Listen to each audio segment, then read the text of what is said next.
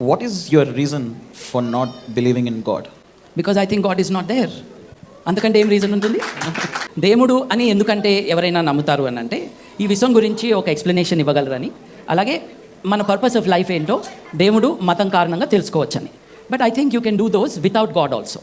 ఈ విశ్వాన్ని గురించి అర్థం చేసుకోవాలని అంటే సైన్స్ వాస్తవాలను ఆవిష్కరిస్తుంది, దాని ద్వారా తెలుసుకోవచ్చు. జీవితంలో మంచిగా ఎలా ఉండాలి, సాటి మనుషులతో మన రిలేషన్స్ ఎలా ఉండాలి అని అనుకోవాలనంటే, తెలుసుకోవాలనంటే అది మారల్ ఫిలాసఫీతో సాధ్యం. దేవుడు లేడనేవారు మన మధ్యలో చాలా మంది ఉన్నారు.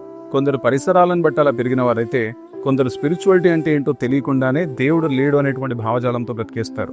అయితే దేవుడు లేడని నమ్మేవారు కొన్ని ప్రశ్నలకు మనస్ఫూర్తిగా సమాధానాన్ని వెతకాల్సినటువంటి అవసరం ఖచ్చితంగా ఉంది. And that to without leaving any room for further questions. Question number 1, గురుత్వ ఏకత్వంలో నుండి అంటే సింగ్యులారిటీలో నుండి విస్ఫోటనం జరిగి విశ్వం అన్ఎక్స్పెక్టెడ్ గా విస్తరించి చల్లబడి అణువులు, నక్షత్రాలు, గెలక్సీలు ఏర్పడ్డాయని ఎవల్యూషన్ థియరీస్ మనకు చెప్తున్నాయి కదా.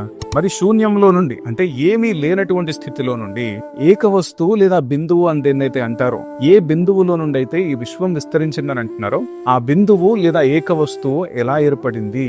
How did singularity come in to existence from nothing? Question number 2, నైతికత యొక్క మూలం ఏంటి? అంటే ఏది సరైంది, ఏది కాదు అనేటువంటి విచక్షణ మనుషులకు ఎలా వచ్చింది? అబద్ధం చెప్పకూడదు, మోసం చేయకూడదు, మనుషులను చంపకూడదు, బ్లడ్ రిలేషన్ లో ఫిజికల్ రిలేషన్షిప్ అంటూ ఉండకూడదు అనేటువంటి జ్ఞానం మనుషులకు ఎలా వచ్చింది? దీన్నే ఇంగ్లీష్ లో మోరల్ లా అంటారు. తోటి మనిషి మీద కనికరం చూపాలి అని, గౌరవించాలి అని మనిషికి ఎలా తెలిసి వచ్చింది? ఇలా చేయడం కరెక్టు అని ఎవరు డిసైడ్ చేశారు?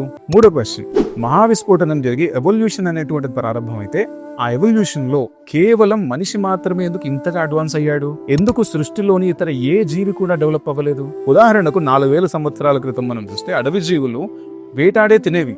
ఇప్పటికీ అవి వేటాడే తింటున్నాయి. ఒక నాగరికత అంటూ వాటికి లేదు, ఉండదు. అయితే మనిషి విషయం వచ్చేసరికి ఇంత టెక్నాలజీ, ఇంత జ్ఞానము, ఇంత కామన్ సెన్స్, ఇంత ఇంటెలిజెన్స్ కేవలం మనిషికి మాత్రమే ఎలా సాధ్యపడింది? బైబిల్ ఏం చెప్తుందంటే ఎవల్యూషన్ అని మీరు దేన్నైతే అనుకుంటున్నారో దాని వెనక అదృశ్యుడైన దేవుడు పనిచేశాడు. తన మహత్తుగల మాట చేత ఆయన సమస్తాన్ని నిర్వహిస్తున్నాడని బైబిల్ చెప్తుంది. అంటే యూనివర్స్ పర్ఫెక్ట్ గా పనిచేయడానికి కావలసినటువంటి లాస్ ఏవైతే ఉన్నాయో, law of gravity, law of thermodynamics, aerodynamics, ఈ లాస్ అన్నింటిని కూడా సృష్టించింది యేసుక్రీస్తే.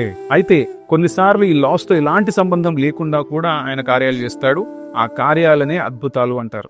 90% ఆఫ్ ద క్రిస్టియన్స్ వాళ్ళ జీవితాల్లో కనీసం ఒక్క అద్భుతాన్నైనా చూసుంటారు. మరి ముఖ్యంగా సూపర్ న్యాచురల్ హీలింగ్ ఎక్స్పీరియన్స్ చేస్తుంటారు. నేను క్రిస్టియన్స్ పొరపాట్లు చేయరని చెప్పట్లేదు, కానీ దేవుని యొక్క ఎగ్జిస్టెన్స్ విషయంలో మాత్రం సూపర్ న్యాచురల్ ని అనుభవించినటువంటి క్రైస్తవుడు నాస్తికుడుగా మారడం impossible. That's why we need supernatural in క్రిస్టెండమ్.